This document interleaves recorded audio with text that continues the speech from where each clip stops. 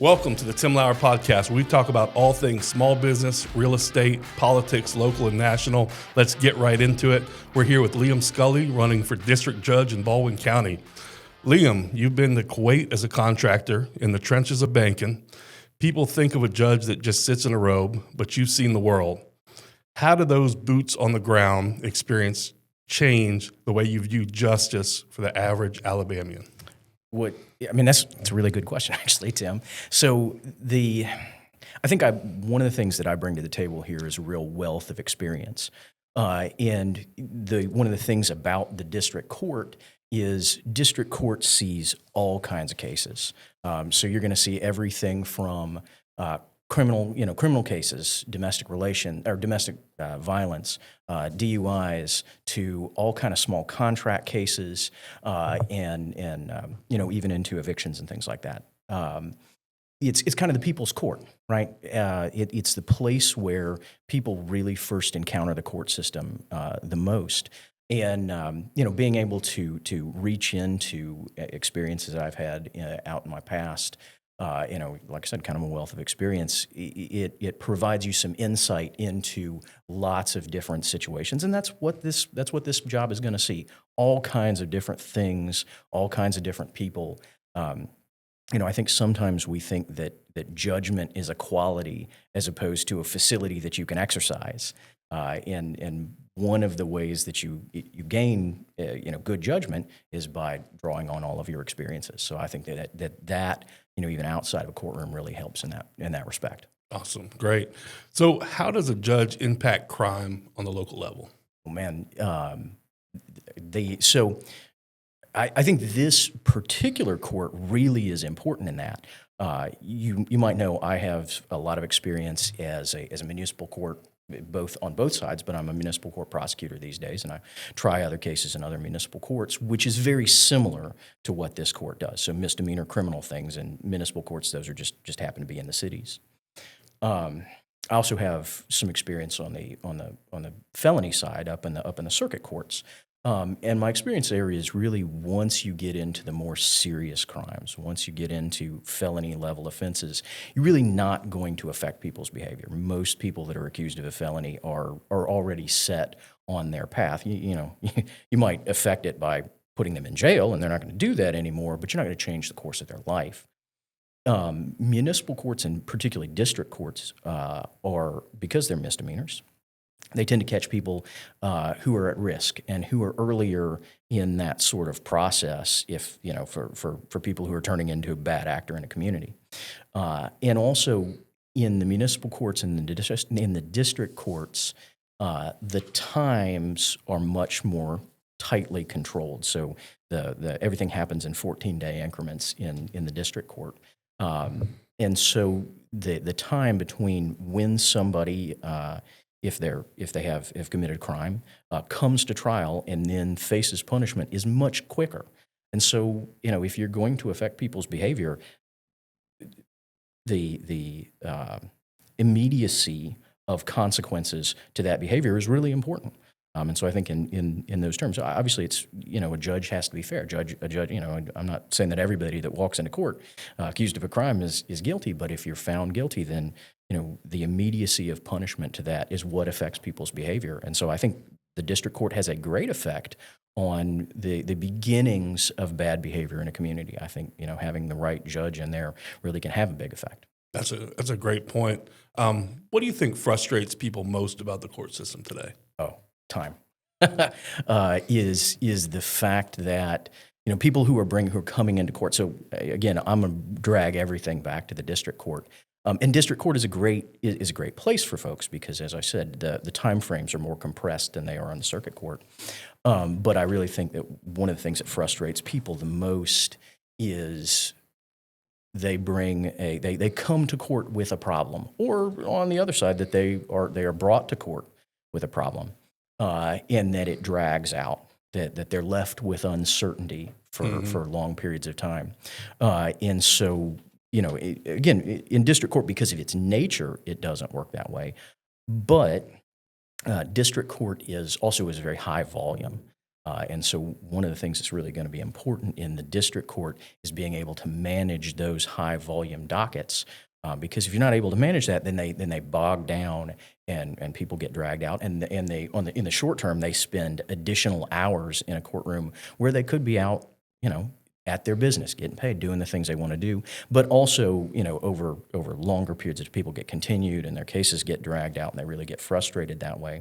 So I'm always going to go back to my experience. I've been doing this work in district court for a long time, and having the law at my fingertips from having done that over the years would I think would help me in managing those dockets.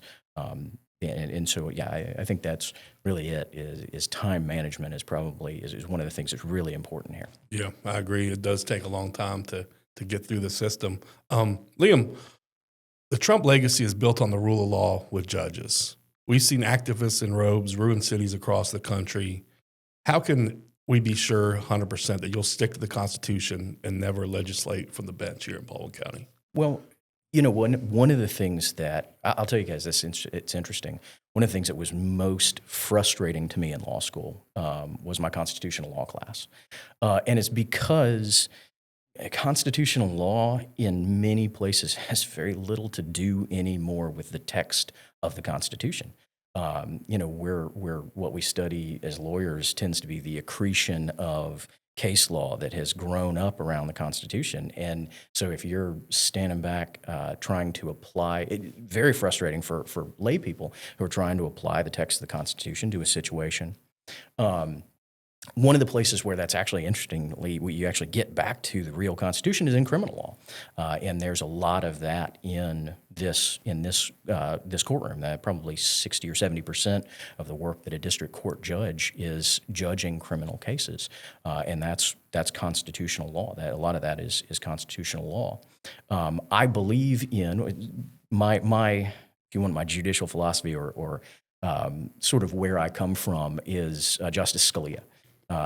Justice Scalia on our court was maybe pilloried as an originalist, but he always said get back to the text. That once you're divorced from the text, once we're interpreting legislative intent and things like that, not the words that are on the page, then judges get to do anything they want to do. They can make up anything they want to make up. And so, like I said, I learned at the feet of Scalia, and so that's where my philosophy is, and so that's what would bring me back. The actual words on the page are where you go to. Nice. What are some common misconceptions of judges? That judges, I think probably one of the biggest common misconceptions of judges is that they have that if they rule against you, they ruled against you because they have some sort of personal bias. I hear people that are in court say, "Oh, that judge," or out front they'll say, "Well, that judge hates me," or "That judge knows me," because they've been in the courtroom before. And I think most of that is because people generally don't realize the volume of work that goes on in the court system, and how judges, judges just see a lot of people. It's not to say that there aren't individuals who come back in a courtroom. We talk about frequent flyers sometime, again and again and again and again, but most of the time there's enough work in a courtroom that judges are making decisions quickly on the fly. They're going to rule against you, and you have an emotional stake in your case. And just because a judge rules against you, the feeling that that's personal or somehow that they've ruled against you because they don't like you, I think is probably the most common misconception. Yeah. Hope you're enjoying the Tim Lauer podcast so far. We talk about all things small business, real estate, politics, local and national issues that affect you most. Make sure to like, share, and subscribe to the channel, and be sure to drop a comment below. I read and reply to each and every one. Now let's get back to it. So that makes sense. That would be. What's one thing you would change about the courtroom system if you could? We have been really, really fortunate in Baldwin County in our justice system, in our court system. And so for the most part, I think we have had really good judges who make really good decisions, and their processes are good. And so for the most part, what I say is I don't want to come in and make sweeping changes. I'm hoping that I can live up to the tradition that's there. Obviously everybody has their own docket changes, sort of technical things that they think about and they would change. But for the most part, I don't think the courts in Baldwin County need a big sweeping change. I think more the at least the weight of responsibility that I would feel is living up to what we have as opposed to making a big change and moving things along. Yep. So you kind of grew up in the courtroom. How was that experience shaped the way you're going to judge? So that's true. That's true. My dad was a lawyer and is now a judge, is our juvenile judge. I started in working for him in his law firm. I think it was about 16, and I started as a runner. We don't really have runners anymore now because back then it was all paper filing, and you had to literally take pieces of paper to the clerk's office and get them filed. And if you wanted paper, if you wanted something from the clerk's office, you had to send somebody up there to go get it. One of my memories from then, I was about 17 years old, and the ladies in the clerk's office had gotten to know me well enough that they would let me come photocopy files that we needed. I'd show up and I'd need discovery or something, and they would let me come back and photocopy files. And you get these big files with a bunch of staples in them and a bunch of file connectors and things like that. And so you'd have to take the time to pull those all apart and make sure you kept the file really in good order, and then photocopy it and then put it all back together the way you had it. And I have been sent up. I can remember the guy's name to this case, and he had two great big files, and they were. I spent probably a whole day up there pulling these files apart, and I stacked them up on the corner of the copy machine. And I turned around to pick something up, and when I turned back around, I hit it with my elbow, and this whole file goes everywhere. Oh, no. And I about cried. But I stayed. The clerk's office lady, I stayed, and I picked that whole thing up. It took me a whole day to get it all back into order and picked it back up. But they let me come back after that because they knew I'd get it fixed. But one of the things that I think is important from those kinds of experiences is kind of the human aspect of it, is dealing with the people on a personal level. And so I think that's one, kind of having grown up with it. I didn't really start learning about the law and the technical aspects of it until I became a lawyer, things like that. But having grown up around it, and watching my dad's example, he walks into the courtroom and he knows the names of the guys that are the police officers who are guarding the gates. He knows the people that are cleaning up. He knows the judges. He knows the lawyers, and and everybody, and treats everybody the same. Treats everybody like That's people. great. And I think it's one of those things that I would like to continue. Sort of the legacy I learned from him. Absolutely. That's awesome. So you talked about, the file runner and the different changes you've seen. So there's been a ton of changes, I'm sure, in technology with the court system and with the lawyer. How do you see that going in the future, and how do you think AI is going to impact it? Oh man, that's pretty interesting because like everything else in society, it's starting to move things along.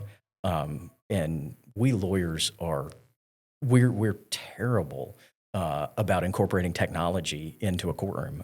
Even right now in courtrooms, a lot of times we're still using paper exhibits, and maybe an overhead projector is kind of the height of technology, and so new lawyers now, or younger lawyers, are learning to kind of overcome that. But I think we also have to be cautious, because you guys have all heard some of the horror stories about lawyers getting called down because they were using AI to generate pleadings, and AI was kicking out case law that didn't exist. Mm-hmm. And so it's really important, both I think to incorporate in the technology, because I think we really do need it. It would make our systems more efficient, and there's some just basic things we could do, kind of moving some of that technology into a courtroom.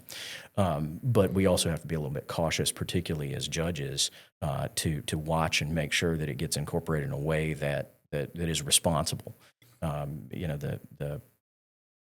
The way AI generates information, it can look really good, and it can look very convincing, and it's on the judges really to kind of police that. That's right. So kind of fact checking, or maybe having the system kind of tell you what resources it pulled from, so you can pull back to that.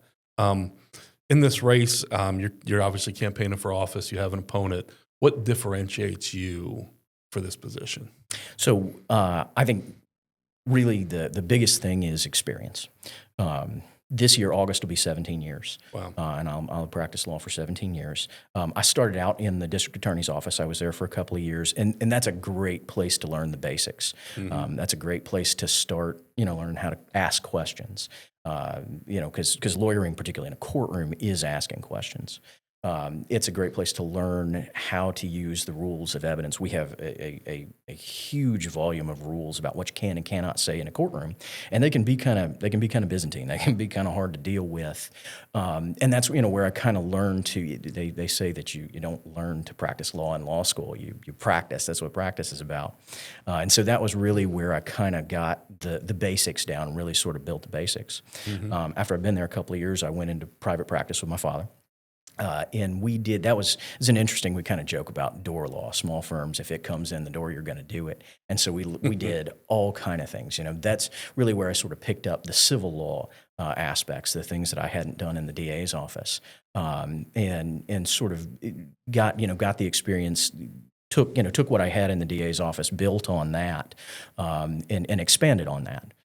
And now the other thing is, I told you earlier, I'm a municipal court prosecutor, and I was talking to you about how the district courts have high volume cases. Sometimes you'll have literally, I think there was a traffic docket. I was looking, I think there was a traffic docket, like 335 cases on it this week. And so being able to manage those high volume dockets, well, in a municipal court, it's very much the same. So in the courtroom that I'm in, we start at 4 o'clock in the afternoon, and there are plenty of times when we have a couple hundred cases, 300 or 400 cases, and none of us get to go home until we're done with all of those things. So, I picked up my docket management skills there.